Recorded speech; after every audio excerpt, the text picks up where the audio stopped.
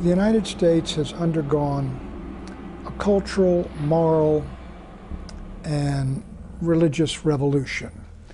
And a militant secularism has arisen in this country. It's always had a hold on the intellectual and academic elites. But in the 1960s, it captured the young in the universities and the colleges, and we had this great battle, cultural war begin then nationally.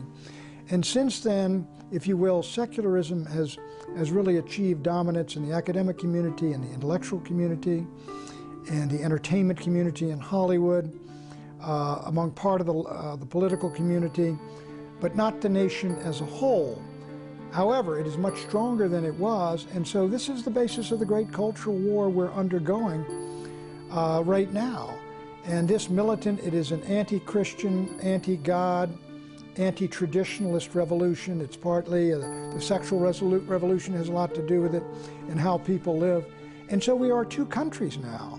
We are two countries morally and socially and culturally and theologically, and cultural wars do not lend themselves to peaceful coexistence.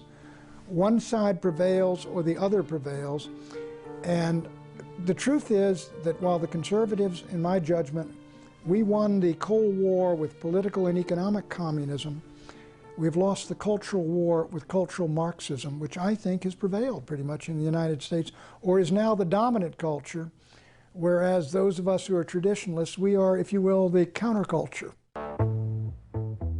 What exactly is cultural Marxism, the dominant culture of today? How did the founders of communism figure out a way to take over our country, not with guns and weapons, but with values and ideas? Let's take a closer look at this and see exactly how it happened. There was a man named Karl Marx. Marx got an idea. His idea was that the workers of the world should unite and rise up to counter an evil foe, that foe being capitalism. Capitalism, the idea that people and private companies should be able to own the means of production and be free to earn and have as much as they wished, was anathema to Marx. Marx felt the state should own the means of production, as well as products produced, and then the state should distribute a fair share of all such products to each and every worker. Thus, in his book, The Communist Manifesto, Karl Marx thundered, "Workers of the world, unite!" Sure that he had a principle to unify all workers in every country, Marx looked forward to eventually taking over the world. Karl Marx believed that you would have a rebellion by the workers against the capitalist system, which would then create a Marxist communist society where you would have dictatorship of the proletariat. Unfortunately, when World War I broke out, the workers of the world did not unite. In fact, the workers united with their respective countries and fought each other. What happened was the Marxists had an enormous disillusionment when the French and the Germans and the British workers all rose up for the fatherland and went to war happily, fighting one another. Marx's idea was a total failure. Workers were more loyal to their respective countries, churches, and cultural values than they were to their counterparts in other countries. They did not want to give up their houses, their cars, their stoves, their products. They did not want to have a classless society. They did not vote, and they didn't even have an overthrow. Some years after Marx failed, several of his disciples got a new idea on how to take over the world. One of his disciples, Antonio Gramsci, while where else but in prison, wrote up a series of plans, now known as the Prison Notebooks. In this plan, Gramsci announced, "The workers of the world will unite only after The Long March is over. The Long March? In other words, they had to get into the culture and change the way of people's thinking. And if people were thinking about patriotism and nation and God and country, that was a mechanism which was too resistant to Marxism. It could never take hold. So you had to erode and destroy that in the individuals. That began what's called the Long March through the institutions, through the seminaries, through the churches, through the media, through Hollywood, and all the rest of it, to create an anti-Christian culture which would destroy the Christian beliefs and convictions in the vast majority of the people, so they would embrace the ideas of Marxism, and they would embrace the ideas that they had rejected, and they would be open to a takeover, basically, by Marxists. Now, not political Marxists, but cultural Marxists. Rather than workers uniting and marching into battle, thus seizing power through force, they would make a long march through the institutions. Institutions like the arts, cinema, theater, literature, schools, college, seminaries, newspapers, magazines, and what is now known as radio, TV, and the mass media. Once this march is over, all the barriers to the acceptance of Marxism will have been quietly and systematically removed. So to get to that point, they said we have to destroy the culture, and what they were talking about was the Christian culture, what we used to call Christendom or Western civilization. If you can break people away from religious affinities, for example, where they would turn to their community, their religious community, for support and help, or they would turn to Scripture for answers to certain perplexing questions. If they have an affinity to their religion, they might say, well, we're not going to go along with government because it's contrary to my religion. So cultural Marxism would attack religion of all kinds. It doesn't make any difference, because there was another place where people could go other than to the government for support and for answers. We, the people, will have thus been indoctrinated or brainwashed into seeing the wisdom of Marxism and the folly of capitalism. Thus, the door to socialism and communism will be open, and the door to a constitutional republic closed, because the success of cultural Marxism means the demise of the U.S. Constitution.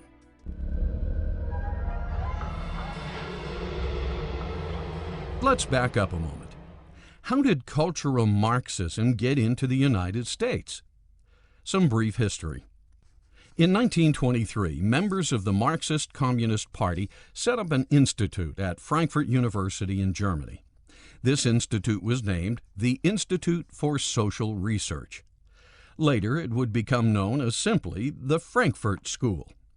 These new Marxists, under the direction of Max Horkheimer, had seen the old Lenin Marxists fail. The workers of the world did not unite in World War I. Further, they realized why. Antonio Gramsci, the disciple who wrote the prison notebooks, had it right.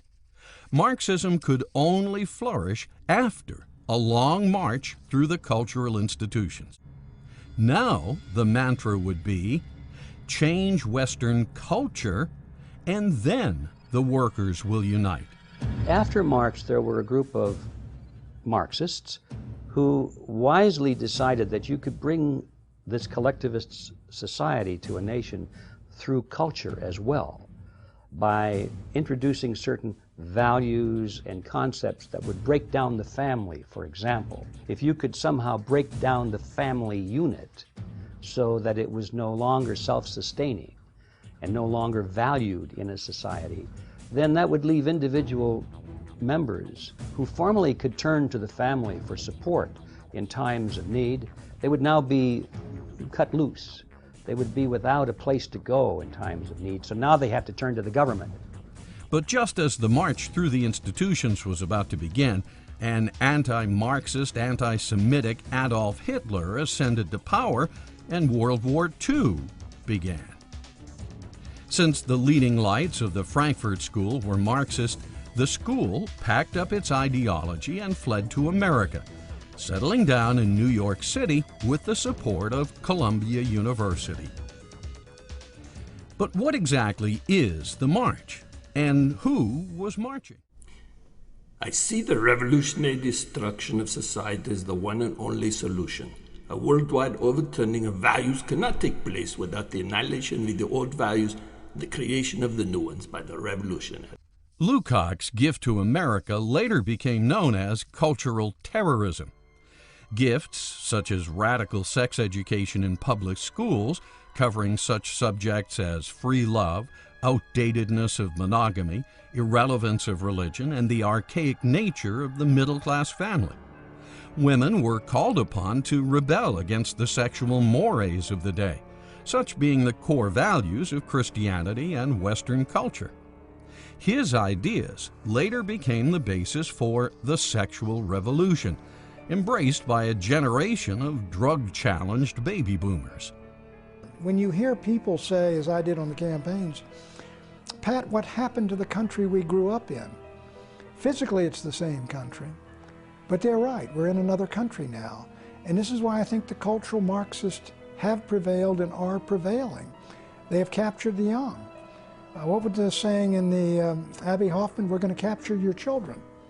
In a lot of ways they did. Although Gramsci died in 1937, his prison notebooks lived on as the blueprint to de-Christianize the West. The civilized world has been thoroughly saturated with Christianity for 2,000 years. Any country grounded in Judeo-Christian values cannot, therefore, be overthrown until those roots are cut. But to cut the roots, to change culture, a long march through the institutions is necessary. Only then will power fall into our laps like ripened fruit. And the new generation of freedom-loving, authority-challenged baby boomers were quite willing to accept the bait and take a toke. Turn on, tune in, drop out. Yes, our prison planner, Antonio Gramsci, had quite a dream. The only way a Marxist revolution could be successful was if the heat shield of capitalism, Christianity, were first destroyed. In the 1960s, the church pulled back from the culture. You had the first Sex and Satanism film. You had the first X-rated film where the pastor takes the boy up to his room in Broadway to get on his knees but not to pray. You had all of the perversion. You went from 100% broad audience films that anybody could see to 82% R-rated movies, which were restricted. You had a tremendous loss of viewership at the movie theaters. Even though television had been around for 20 years, you went from 44 million weekly attendance to 17 million weekly attendance. And so basically what happened, the church gave up in the mid-60s. It gave up on prayer in schools. It gave up on being a force in society. And Johnson shackled the church when he said that when he used the 501c3 to say the churches couldn't talk about politics, and the church just buckled under. When prayer was taken out of school, the church buckled under. When the church collapsed from Hollywood, they buckled under. So it was the church's internal collapse, and that has happened before in history, and unless people get revival, reformation, renewal, we will never reclaim the culture. So cultural Marxism would be that type of activity in any society that breaks down the culture in such a way so that people instinctively turn to government as an alternative for the support that they otherwise would have. This is done through art, it's through music, it's through literature, it's through motion pictures and that kind of thing. It's the implanting of certain ideas and concepts which make them very ripe for the philosophy of collectivism and makes them very ripe for turning to government as the big daddy, the big solver of all problems. Collectivism implies that if something is important enough, then the state should step in and make sure that everybody conforms, whether they want to or not. So the essence of collectivism in a political sense is that it employs the use of coercion to require people to work together. And once coercion enters, then you are actually participating in a negative social conduct, which is in many cases worse than the social condition that you're trying to overcome by the collective action. People are not given free will. They're required to do this and that because the majority has decided this is for the greater good of the greater number and so forth. Whereas individualism works toward the same goals, but they do so in the environment of freedom. So it's the difference between freedom and coercion.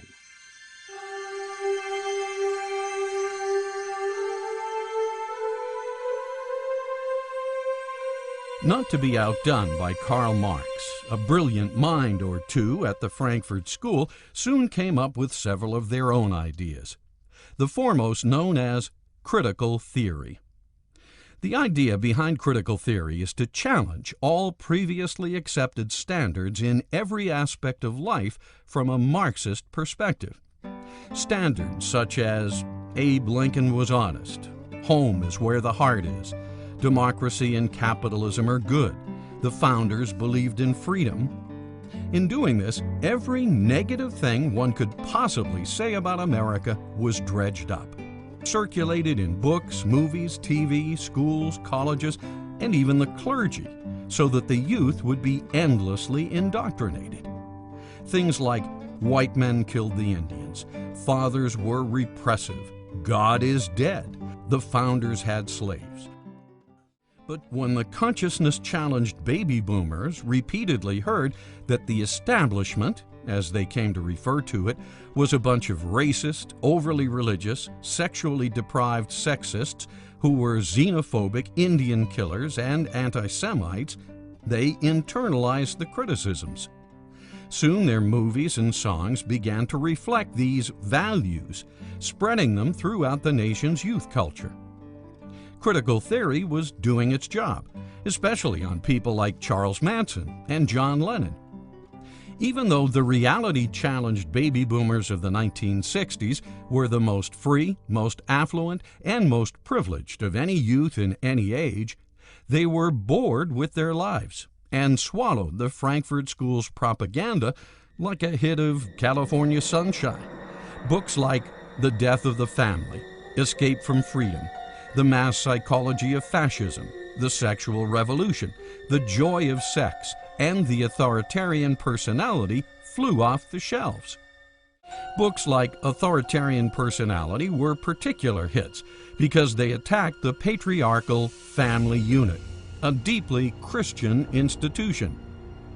So along came movies depicting the family unit as sexually repressed and dysfunctional. Basic unit of a family is where a male as a sex joins with a female as a sex, and they're able to work together to help each other. And by being able to work together to help each other, they perfect each other, they love each other, they care for each other.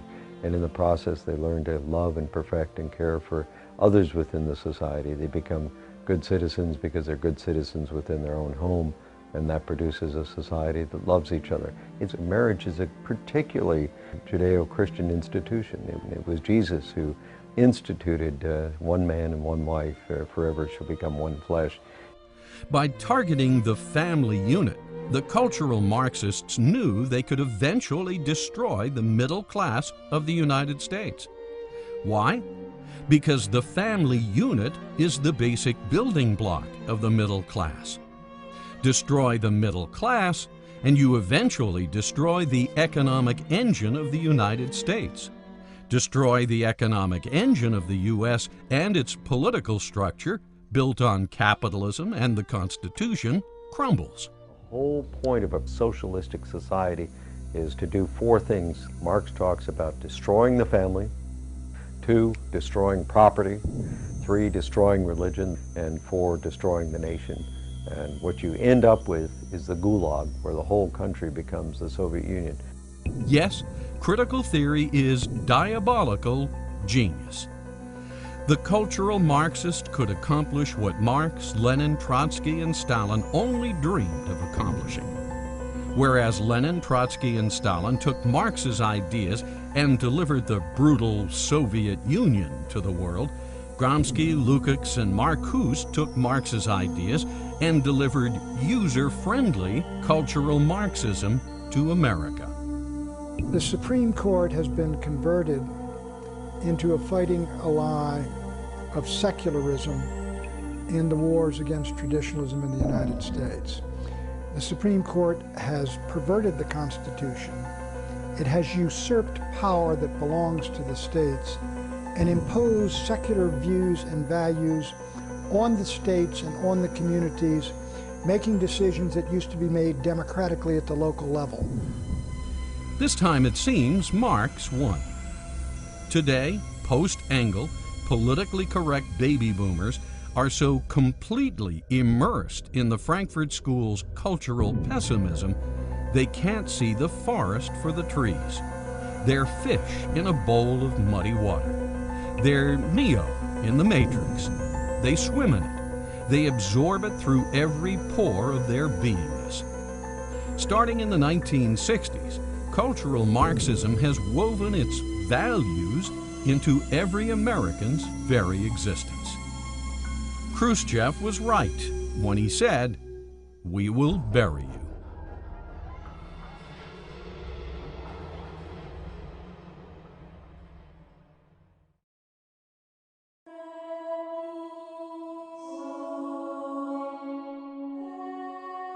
To understand what socialism is, one must first understand what communism is.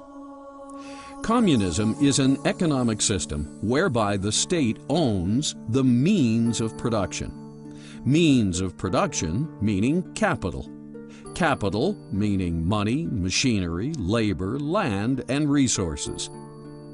Socialism is an economic system whereby the state owns the fruits of production. Fruits of production meaning revenues generated by the means. Revenues generated by the means is another way of saying taxes. Extreme of socialism was the Soviet system, communism. So there was no pricing structure, and it's a failed system. It can't work because prices are so important. So communism owns and confiscates the means and fruits of production, whereas socialism confiscates just the fruits of production in the form of excessive taxes. Socialist states in Europe, for instance, confiscate as much as 50% of the money citizens pay for retail products and services. This is the outrageous sales tax a socialist state demands. We interfere a lot, but we allow prices to adjust in the marketplace for the most part. But when it comes to interest rates, the Federal Reserve is always deciding the central plans through the control of money and interest rates, how much money we should have in circulation, and should we shrink the money supply, expand the money supply. And that's a form of socialism, but it's only half of socialism because it's controlling only half of the transaction, and that's money. But it's very dangerous and leads to an authoritarian approach because it eventually breaks down, and I think that's what we're witnessing today. Thus, a socialist state rapes the people mainly through excessive taxes. A fascist state rapes the people mainly through excessive debt. Both ultimately rape the people through taxes because debt causes inflation, a hidden tax. Debt causes inflation because the Federal Reserve System facilitates the conversion of government bonds, government IOUs, into Federal Reserve notes, what we use as a currency. Well, the Federal Reserve, in its very nature, is contrary to a free market. The Federal Reserve is not only regulating, but it's manipulating the marketplace against the will of the people who are conducting the marketplace. When this is done, the money supply is inflated. When the money supply is inflated, it becomes watered down or diluted. Just like stock, when a corporation authorizes and issues more stock, existing shareholders are diluted. When money is diluted, it has less purchasing power. When it has less purchasing power, prices rise because it takes more Federal Reserve notes to purchase a given product. When prices rise, it has the effect of a tax. Inflation is therefore a hidden tax. If the government can create new money that it doesn't have to tax for, and especially if it can put off the ultimate payment of this into the future through the use of long-term bonds that are the backing for the fiat currency, then we have a government that is essentially out of control to some degree. It can make decisions that are not immediately going to subject the people to pressure. Unfortunately, the constitutional republic envisioned by the founders is being undermined by cultural Marxism and destroying the republic envisioned by the founders.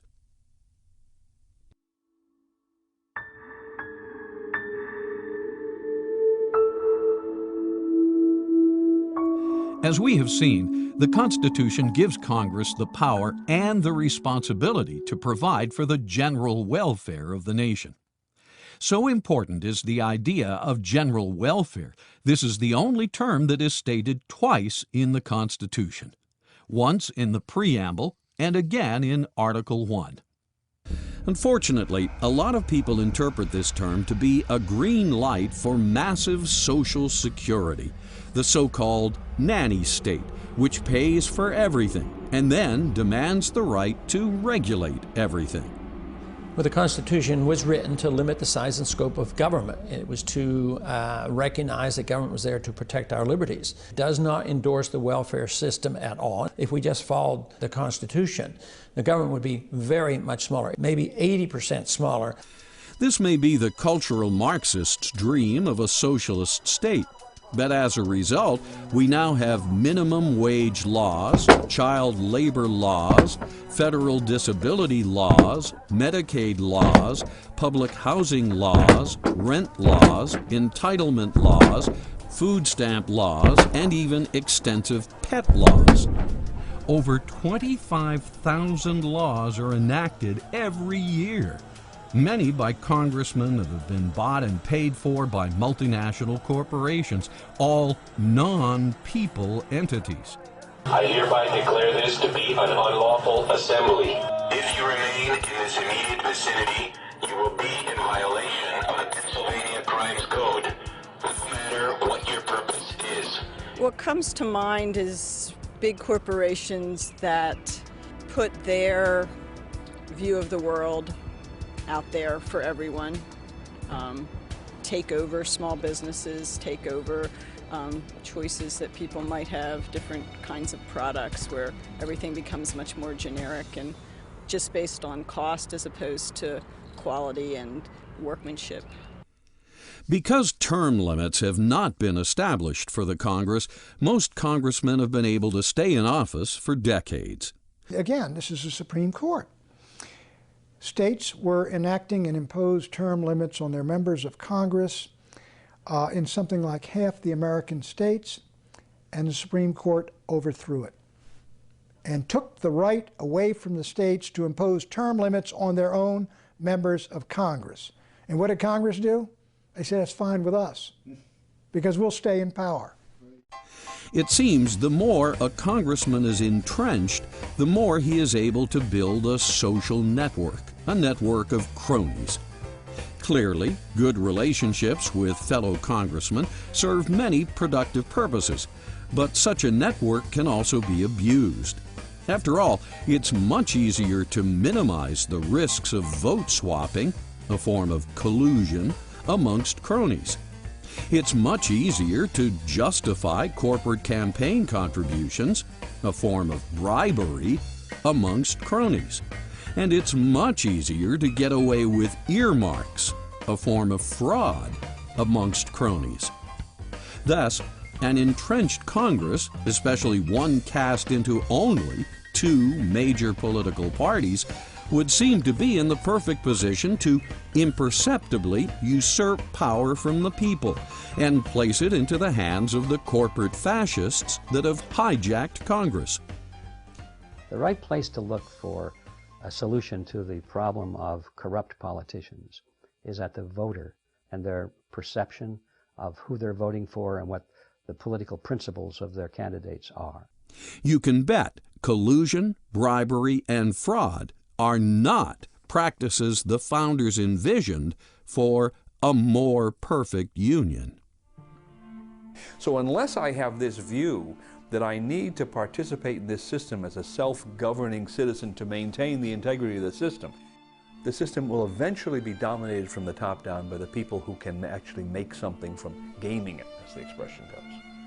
So this is the Founding Fathers' point. It depends upon having a virtuous citizenry that is willing to shoulder the burdens of maintaining a self-governmental structure. Again, general welfare includes everyone, especially the vast majority of average citizens who fall within the middle of the social spectrum. In statistical terms, the average, or mean, is represented at the top, or crest, of what's known as a bell-shaped curve. It's the middle of the bell-shaped curve. So it's fair to say that the original intent of the Constitution is to define a government that serves the general population, the middle of the bell-shaped curve, now known as the middle class. Constitution. The proper function of government is not to provide, but to protect. Because if you're going to provide for some, you must have the authority and the power to take from others. And once you're in that business of taking from some and giving to others, now you're in the business of redividing the wealth. And that gives you tremendous power over the citizenry. And it always leads to abuse of power and eventually to totalitarian regimes. Many have commented that we now have a monstrous tax system, a system that taxes its citizens far more than citizens of the Boston Tea Party era. If 2 to 3% taxation justified a revolution in 1776, why doesn't 50% and growing justify a revolution? If a few little excise taxes on pieces of paper and tea justified open lawlessness from these rebels that we're all celebrating, why don't the myriad of incomprehensible, unavoidable, crushing taxes, state, local, and federal, why don't they justify a revolution today? Our government not only taxes us at every transaction, it's in our faces at every turn, endlessly regulating what we can and cannot do. All these regulating laws and their expensive enforcement programs are turning us into a police state.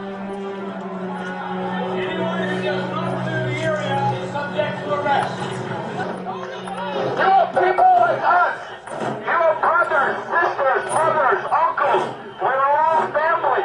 Why harm your own brothers and sisters standing here today who peacefully want to assemble? Why? Why? Our guns sound like a weapon on us. We have done nothing wrong. We have not broken any laws. We mean no harm to you. We don't want to hurt you.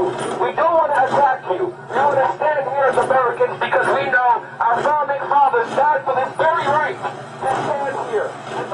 We are the policemen of the world. So instead of a government now that occupies so many other countries, and we have 700 bases overseas, that wouldn't happen if we had the proper size government. Over 50% of U.S. citizens now work for the government at either the federal, state, or local level. Obey your orders! Understand the orders you are taking right now are unconstitutional. Yes. Understand right now what you guys are doing here today will play effect throughout history. The Germans, listen to their orders. The Germans violated their civil rights, God-given rights in Nazi Germany in the 30s by simply...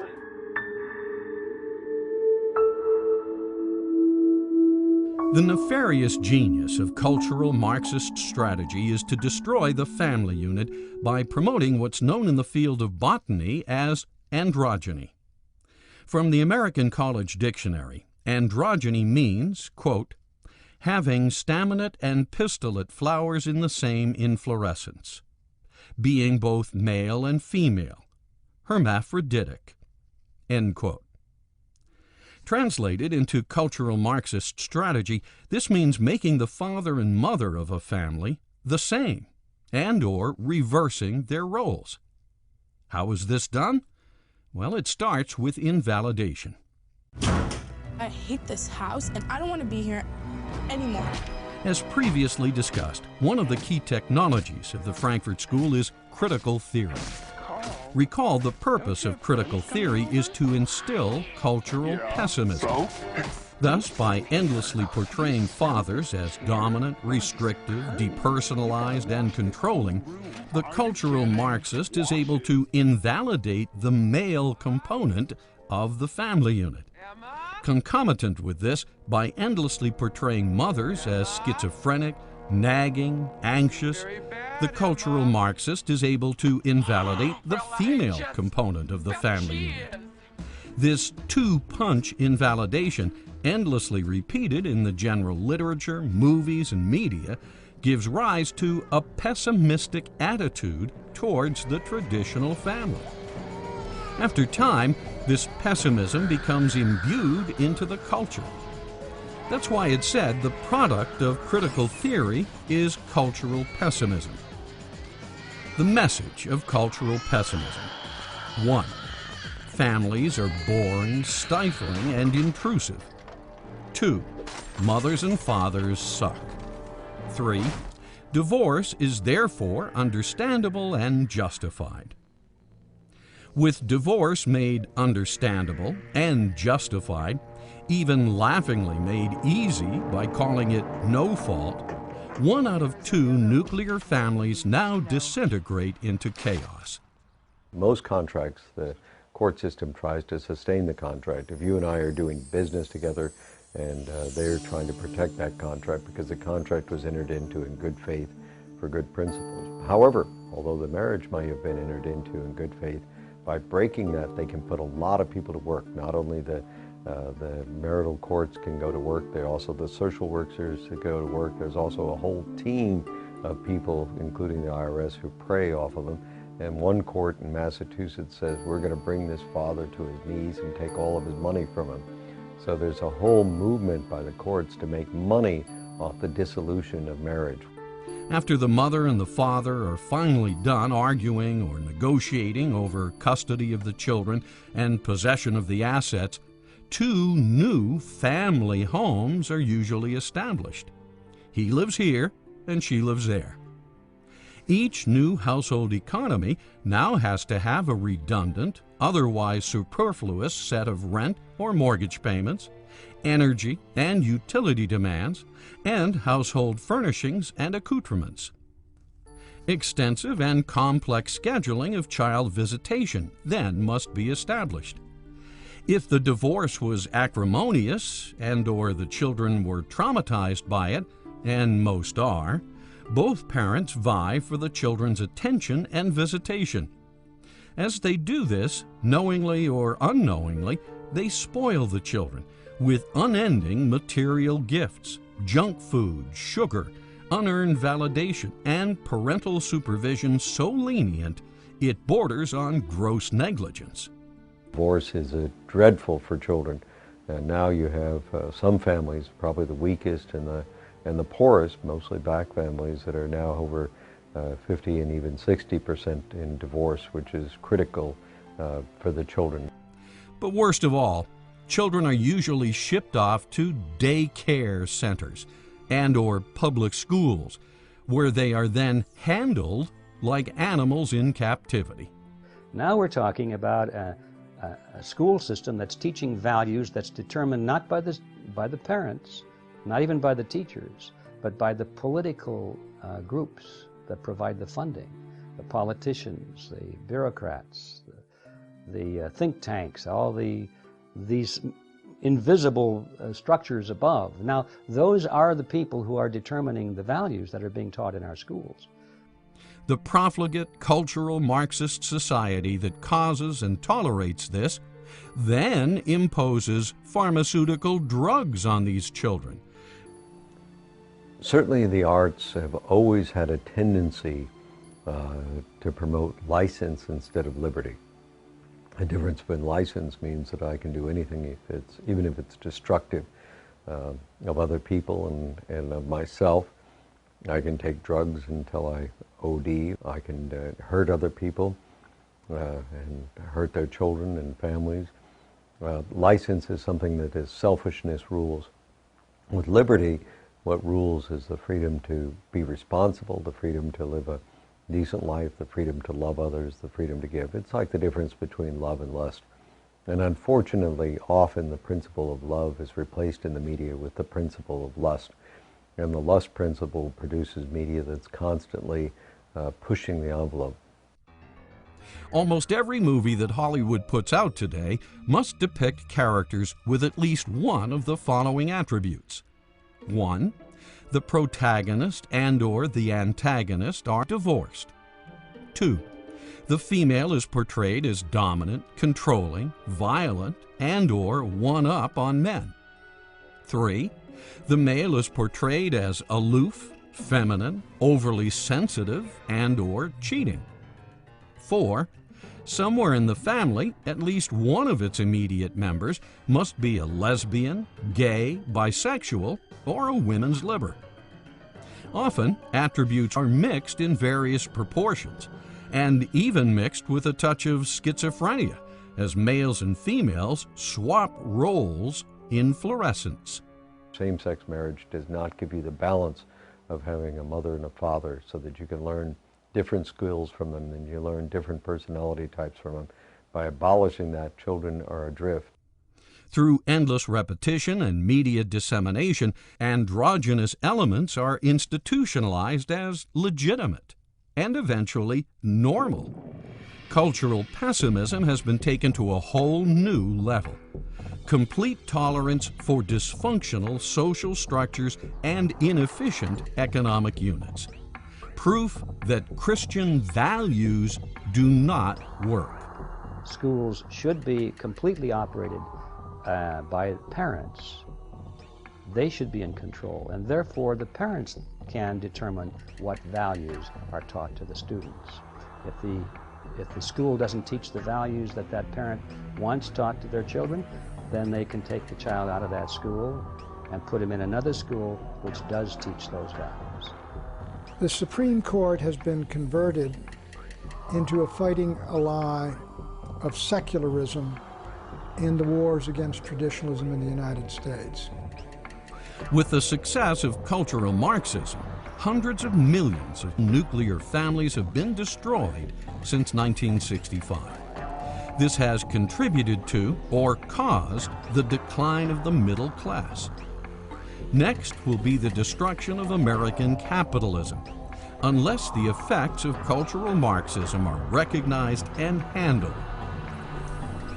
There is a revolution coming. It will not be like revolutions of the past. It will originate with the individual and with culture, and it will change the political structure only as its final act.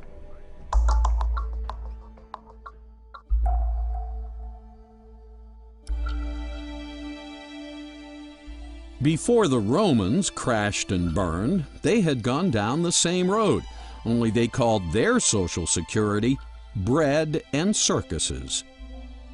Bread and circuses will eventually crash the U.S. empire as well, if we interpret the term general welfare in the Constitution as an invitation for social security. General is the problem. What did the Founding Fathers intend when they wrote those words? General welfare has been debated since the Constitution itself. Many of the founders were concerned that the general welfare would be taken in the wrong sense, that it would be used to apply for, as we've done it today, as Hamilton wanted us to do it, to give the government license to do whatever it wanted and just to grab power. The founders knew that Rome, and every society since the beginning of time, had poor, sick, and unfortunates, and many of these societies tried to help. For instance, in 1597, England had the Elizabethan Poor Laws enacted to provide what were known as the 7 corporeal works of mercy. These works were to feed the hungry, give drink to the thirsty, welcome the stranger, clothe the naked, attend the sick, visit the prisoner, and bury the dead. But is this how you really promote the general welfare, the founders asked? You're talking to someone about a free society, and they say to you, as they always do, what about the poor?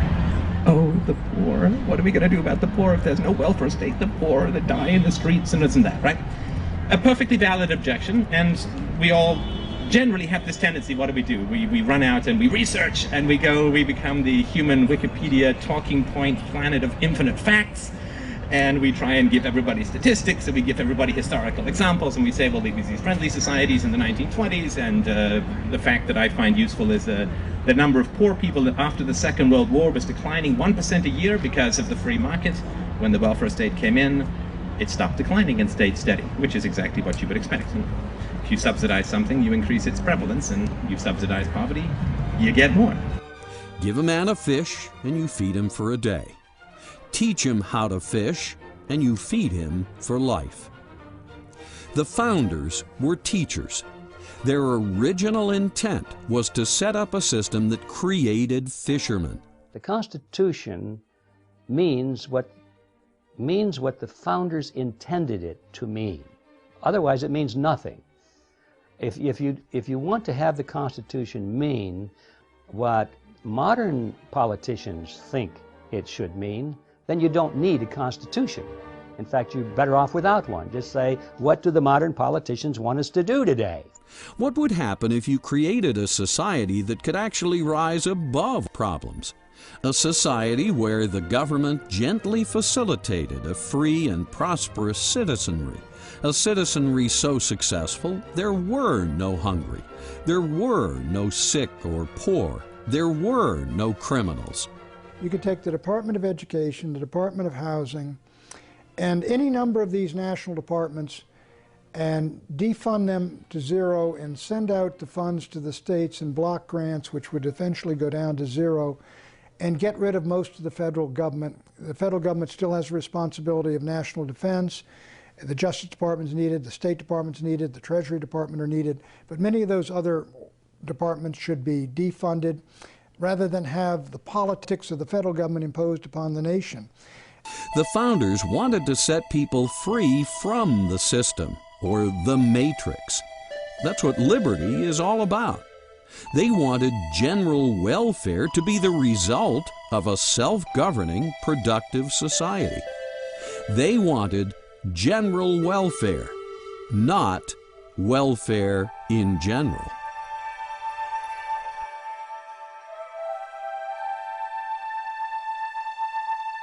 Today, the U.S. currency is backed by nothing but debt in the form of U.S. bonds.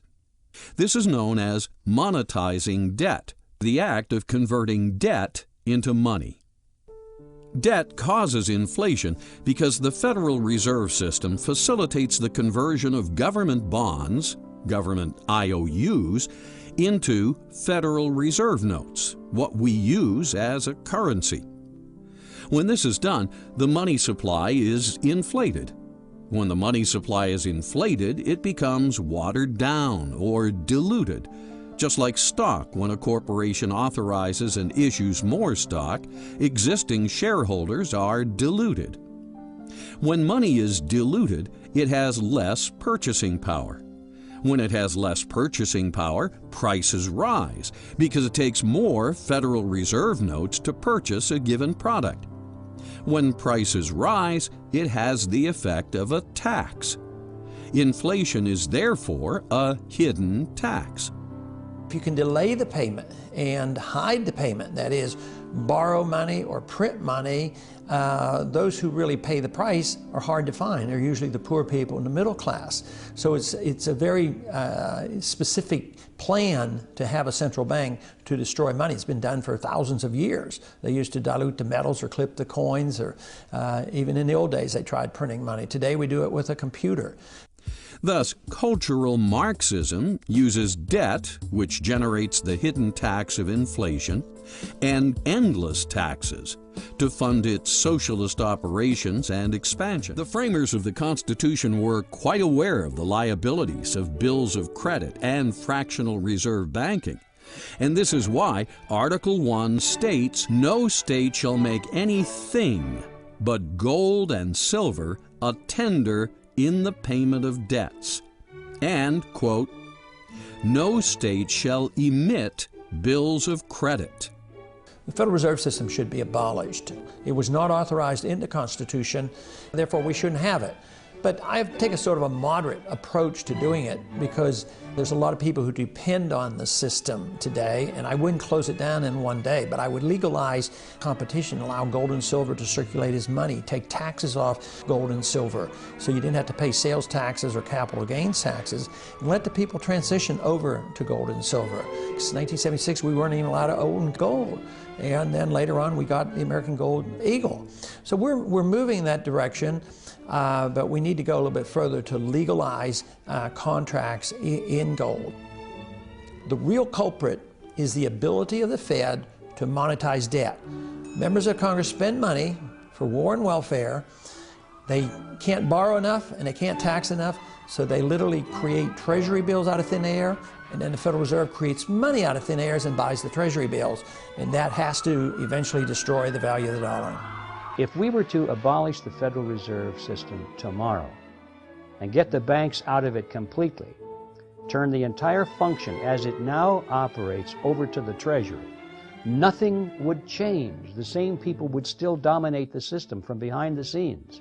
So this question of ownership receives too much attention, because where that idea goes is that, well, if we can just find out who owns these banks, and if we don't like who they are, then we can support a move to abolish the Federal Reserve and turn that system over to the Treasury, exactly as it's now operating. So the focus should not be on who owns the banks, but on what the banks are doing. If the public better understood how fiat money can be abused by Congress, it would impeach almost every member and abolish the Federal Reserve Central Bank, as it has done twice in the nation's history.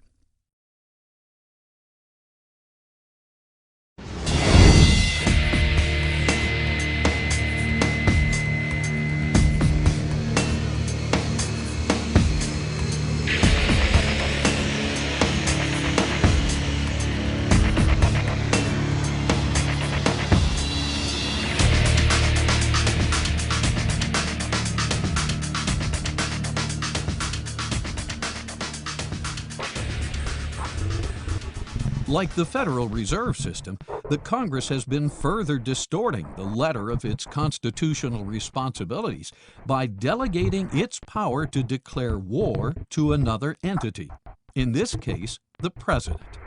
One of the great problems the country faces is the cowardice of the Congress of the United States as an institution. It has allowed the President to usurp the war-making power. Where does Congress get authority to delegate the responsibility to declare war to the President? It's not in the Constitution. This delegation sounds more like an evasion of responsibility for political expediency than the original intent of the founders. It has resigned its authority. It is frightened of exercising its authority. It does not want responsibility. It does not want accountability. Article 1, Section 8 clearly states, Congress shall have power to declare war, to raise and support armies, to provide and maintain a navy, to provide for calling forth the militia. People such as George Washington, Nathaniel Greene, the leaders of the Army, didn't think much of the militia. The militia came for 30, 60, 90, 180 days, and then when their enlistment time ran out, they went home. They didn't have to stay. They came with sort of an oddment of firearms. Typically, they were firearms that didn't entirely fit the Army pattern. They had different calibers, logistics problems arose. The men weren't clearly not as well trained as the regular soldiers. They had a tendency to break when the British charged them with bayonets, for instance. So people like Washington, who was obviously very influential at the time, didn't have a particularly good word to say about the militia. So one would have thought when the Constitution was drafted, the Founding Fathers would have left the militia out. We don't need this. Hadn't proven to be that effective. Or they might have said, well, Congress or the states can set up a militia if they want to, but it's discretionary. Depends on circumstances. They did the exact opposite. They recognized the existence of what they called the militia of the several states at the time. It's constitutionally recognized. And then the Second Amendment comes along and says it's necessary to the security of a free state. So I would say the Constitution makes it absolutely clear that those entities, because there's not one entity, there should be one in every one of the states, is a key structural element of the Constitution. And why? Well, it's because ultimately, who's the militia? It's the people. With every shooting on a college campus, the cultural Marxist indoctrinating mainstream media never mentions the true source of the problem, the disintegration of the family unit. Instead, the media pushes the socialist agenda of removing citizens' Second Amendment rights. Let's go to the Second Amendment, which says a well-regulated militia being necessary to the security of a free state. The right of the people to keep and bear arms shall not be infringed. Just take the first clause. A well-regulated militia being necessary to the security of a free state. Stop right there. That's the only place in the Constitution where the Constitution says that anything is necessary for any reason. The Constitution doesn't say Congress is necessary, the President's necessary, the Supreme Court is necessary. It doesn't even say the states are necessary. It says a well-regulated militia is necessary to what? To the security. Well, not just any kind of security, but the security of a free state. And that's the sole purpose of the Constitution in toto. The way that the United States was set up originally was that the defense of the nation was to be primarily the responsibility of the states. They were to create militia drawn upon able-bodied American citizens within the state. They were to provide their weapons and their training and their leaders. They were to form into a national fighting force, and they would defend the borders of the United States against foreign enemies. But the primary foundation, the element of that, was the militia. Never stated in movies like Bowling for Columbine, movies funded by cultural Marxist-infiltrated Hollywood studios, is the original intent of the founders that all citizens retain the right to keep and bear arms. More accurately, the obligation to keep and bear arms as part of the militia. The Michigan militia wanted everyone to know that they were nothing like McVeigh and Nichols. This is an American tradition. It's an American responsibility to be armed. I'm sure you guys are the kind of people that people would like to have as their neighbor. As the Constitution tells us, a well-regulated militia is necessary to the security of a free state. Now, some people may disagree with that, and my response is, well, that's a personal opinion. The law is otherwise. Right? The law tells us that this is the principle on which we're supposed to be operating. You don't like that, amend it. If it's there, enforce it.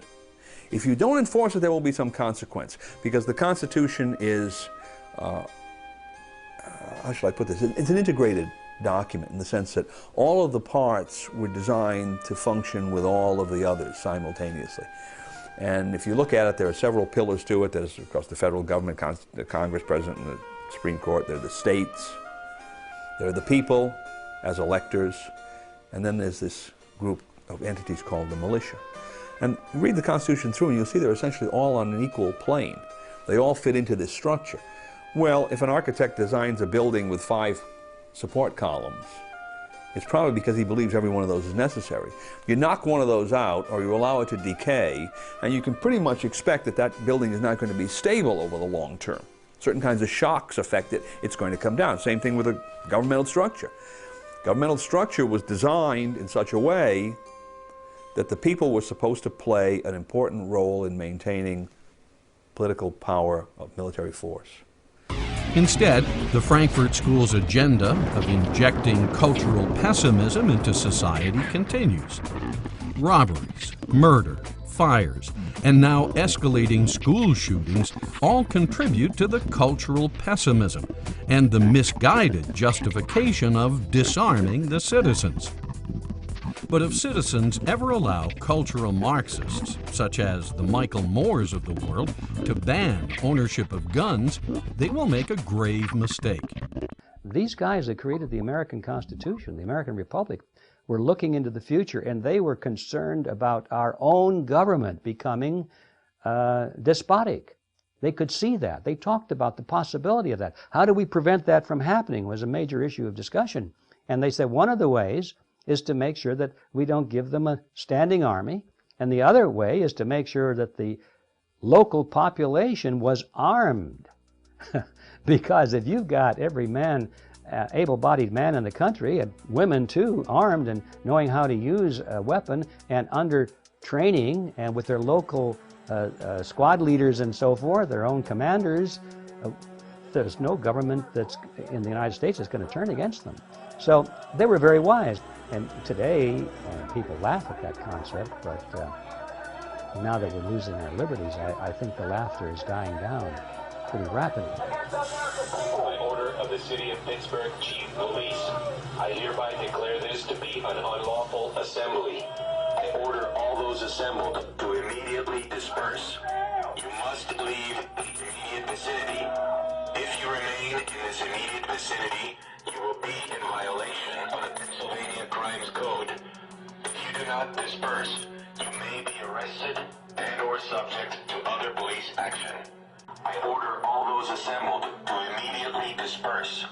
You must leave the immediate vicinity. If you remain in this immediate vicinity, you will be in violation of the Pennsylvania Crimes Code, no matter what your purpose is.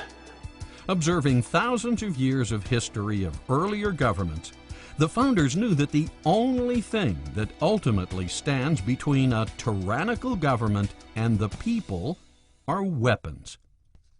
Quoting Mao Zedong, who in this case agrees with the Second Amendment, political power grows out of the barrel of a gun. Where the source of political power is to be is where the gun is. Ultimately, that's the bottom line of force in government, right? That's what government is, the application of force.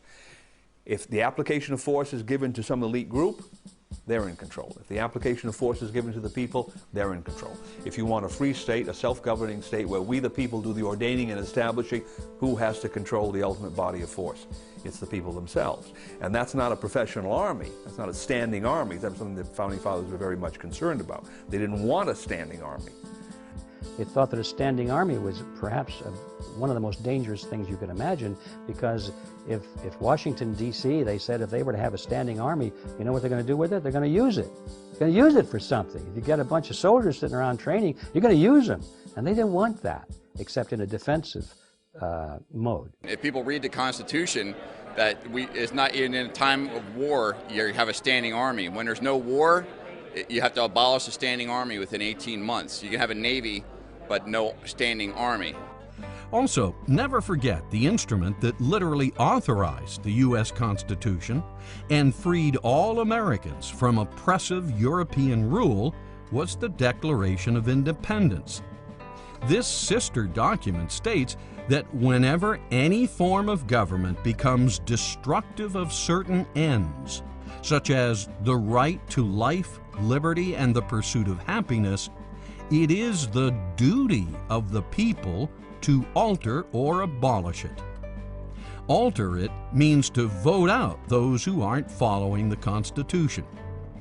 If such politicians, over time, or unbeknownst to the people, reconfigure the government in such a way as to usurp the rights of the people, then the only choice left is to abolish the government. The Second Amendment states that the people, as and through their militia, have the right to keep and bear arms, and this right shall not be infringed.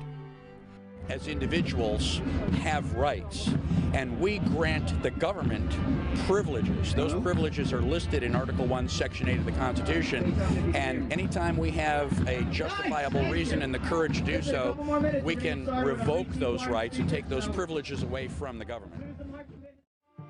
This means that a well-regulated militia consisting of the people, not some distant bunch of federal professionals, has the right to keep and bear, meaning own and keep on their person, guns and arms, short for armaments. These armaments are for use should the people, through their constitutional militia, find it necessary to abolish a tyrannical and suppressive government and replace it with a serving government that promotes the general welfare and secures the blessings of liberty.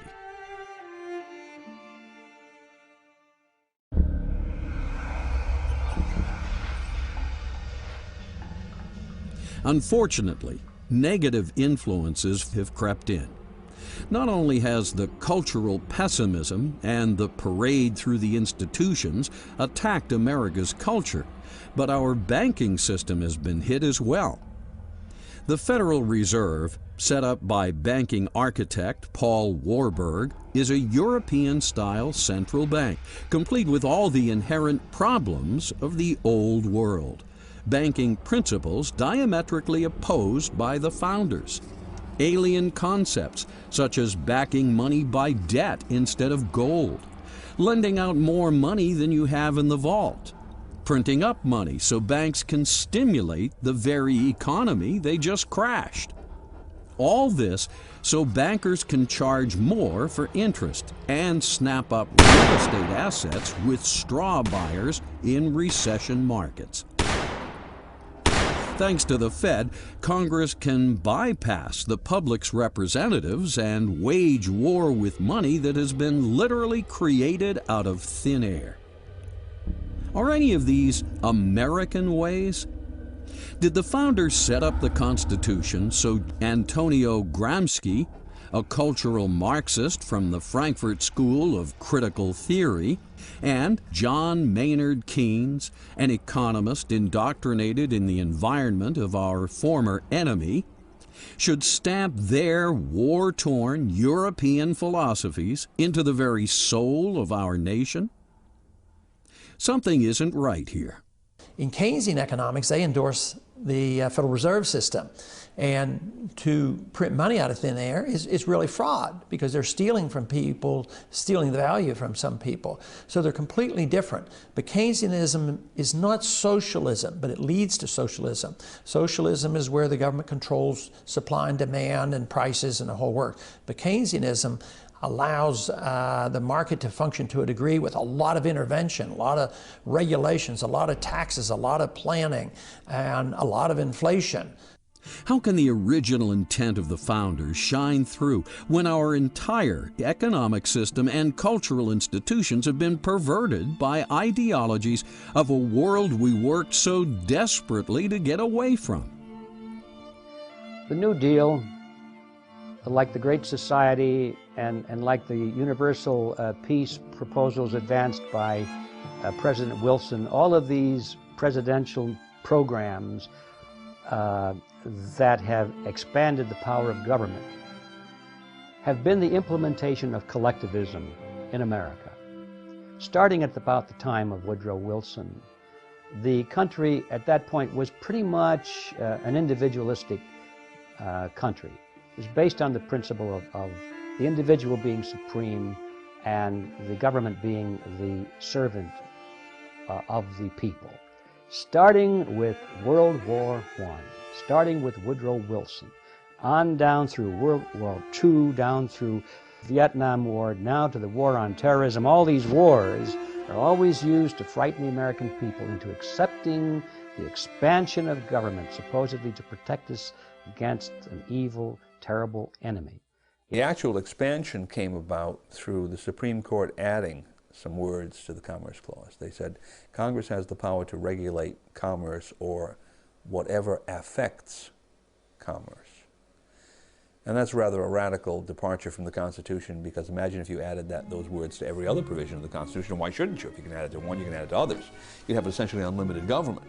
Well, what that has done is it has given Congress the power to control not only all true commercial activities, but all sorts of things that are entirely local that are related to commercial activity. So, for instance, you had the gun-free schools law. Based upon what theory? Well, a gun goes through commerce and eventually ends up in somebody's hands. And there he's within 1,000 feet of a school, 100 feet of a school, whatever the distance is.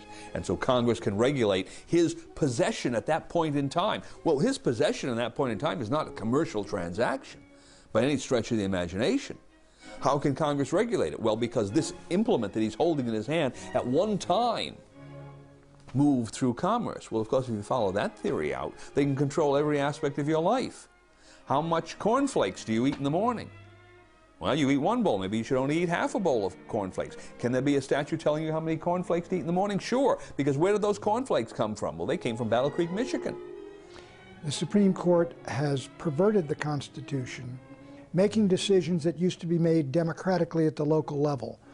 The Congress has the power in the Constitution, Article 3, Section 2, to circumscribe the jurisdiction of the Supreme Court and say, stay out of that area.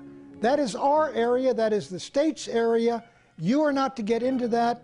Judges don't decide these issues, people do. After the formation of the Fed and selling the public on the New Deal, it wasn't long before Congress realized it had both the ability and the philosophical justification to print up endless amounts of elastic currency, what we call fiat money. It also wasn't long before Congress realized it needed more and more money in order to service the growing addiction of socialist benefits under Roosevelt's New Deal. The Federal Reserve, when it came in, aggravated all the worst problems of the economy. It's aggravated and caused the Great Depression. It's aggravated and caused the last depression, and it will continue to cause more depression.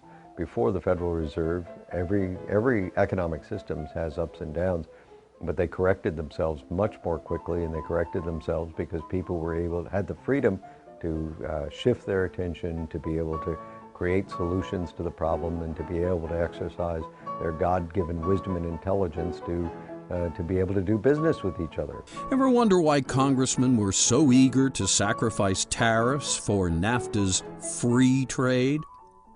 It's because tariffs don't amount to much when Congress can print up all the fiat money it wants through the Federal Reserve System.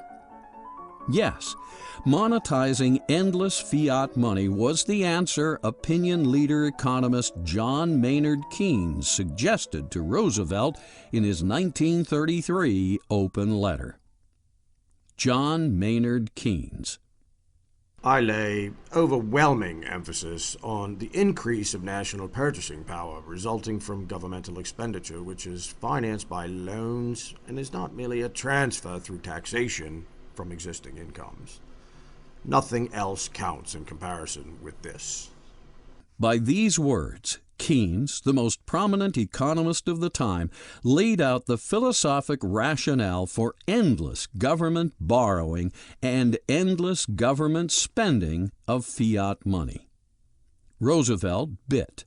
And now we're addicted. We're addicted to the programs, and even the banking system is addicted to ever increasing the money supply and artificially manipulating interest rates low. And on the short run, it does seem to help. Just recently, the Fed pumped in $200 billion and the stock market loved it.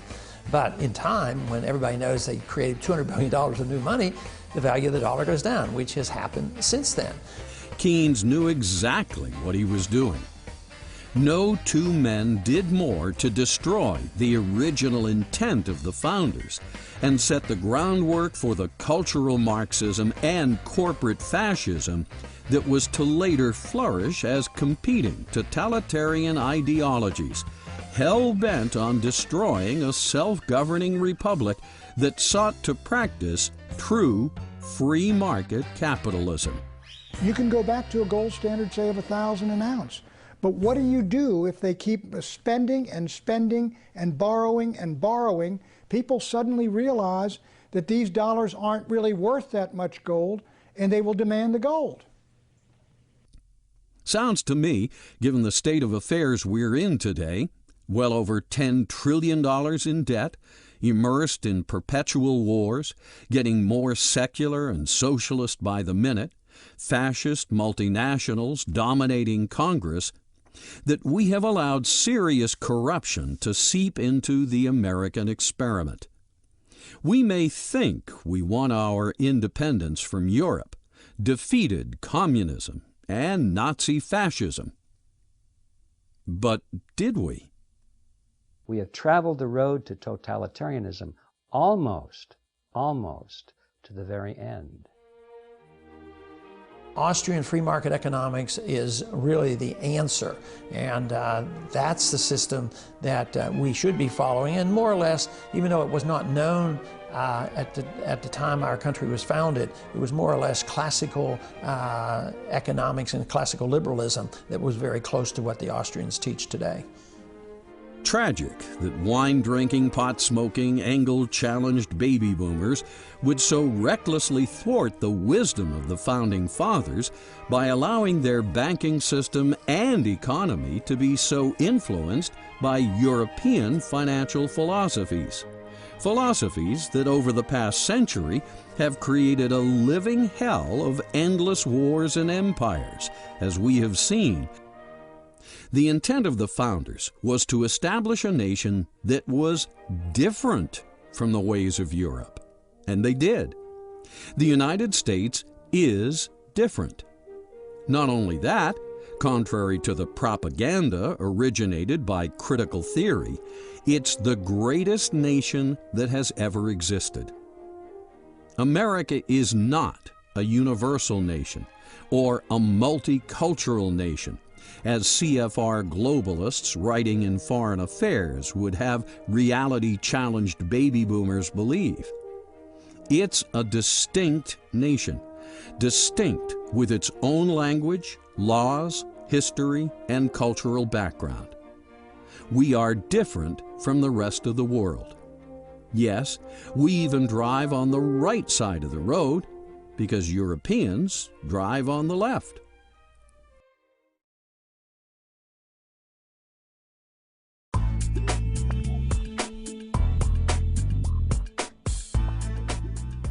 So how come the media seems oblivious to all this? The media that's looking out for the folks never discusses fiat currency, cultural Marxism, media consolidation, Keynesian economics, NAFTA, GATT, WTO, or multinational corporations in any sort of critical way? How come the mainstream media downplays people who protest against free trade, the World Trade Organization, or call for protective tariffs? We do a detailed economic study of the box office called our Report to the Entertainment Industry, where we get the studio heads to come. And the studio heads have been moving toward more movies with faith and values. Every one of the 6 major studios have started a division to do movies with faith and values. Where the most erosion of values and the greatest attack on values is occurring is the independent film market. Independent films, you tend to have a lot of anti-American films, a lot of anti-faith and values, a lot of anti-Christian films, and they do not do well at the box office. Within the television industry, you find more of an attack on faith and values, mainly because the television industry is not focused on the vote.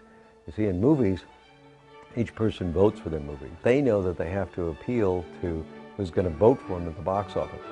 You have to separate out the movie industry, which seems to be moving counter to much of the other media. How come the mainstream media acts as an apologist for multinational corporations and fails to take a deep look at the endless expansion of government or its secret partnerships with members of the military-industrial banking complex?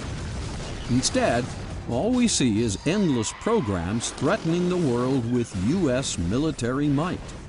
Blonde, aggressive women with plastic breasts, and endless TV spots offering insomniacs pills to cure their cheese and dairy product challenged stomachs. Seems to me, to get away with all this cultural Marxist propaganda, the media must be in on the deal, systematically avoiding certain issues, narrowing the spectrum of speech, redefining words, spinning events, and ignoring, invalidating, and/or blackballing any author, filmmaker, or candidate that speaks the truth.